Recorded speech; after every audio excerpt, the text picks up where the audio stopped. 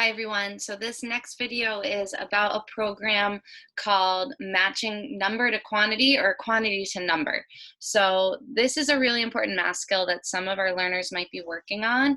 It helps link their one-to-one correspondence and their knowledge of how to count a set of materials, and also linking that with the symbol for each number. So what you're going to want to do is make sure that you have the correct set of number cards that your student is working with, and that you're talking with the teacher and checking their lesson plans to make sure that you're working on the right set of numbers.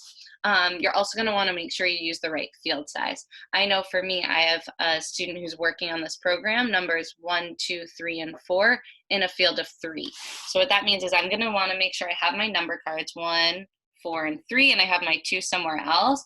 But right now I'll just work on these ones. So I have those numbers, and then I have some sort of counter. I've been using blocks today. You can use little bears, coins, any small thing that your learner can count. So I'm going to set out my 3 number cards, and I'm going to set out some number of materials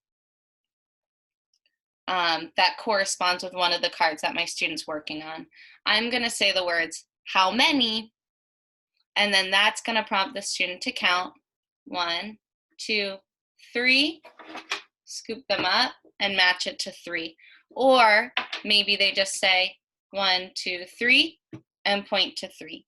Every learner is going to be a little bit different. So, talk to your teacher. Your teachers will be able to video conference with you and make sure you're doing it correctly for your learner. Then you would maybe mix up the numbers,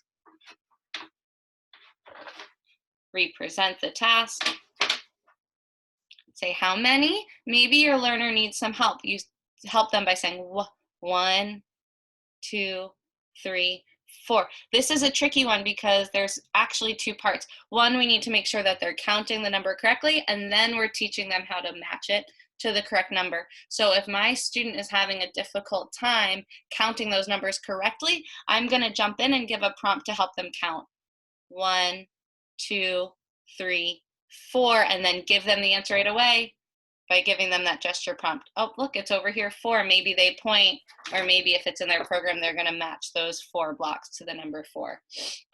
So like all the other programs that we do with our learners, we use a lot of errorless teaching.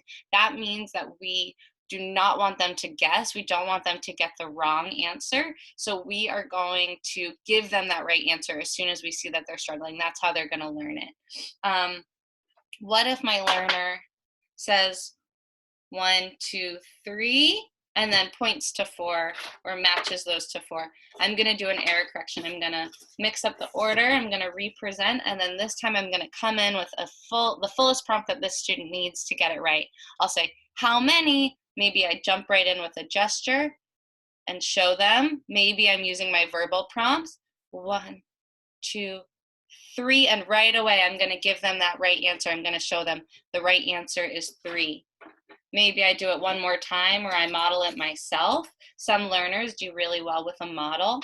So I'll come in with my second round. I'll say, my turn, watch me. How many? 1, 2, 3. Oh, I'm matching 3. That's how we match 3. And maybe your learner does it one more time for practice.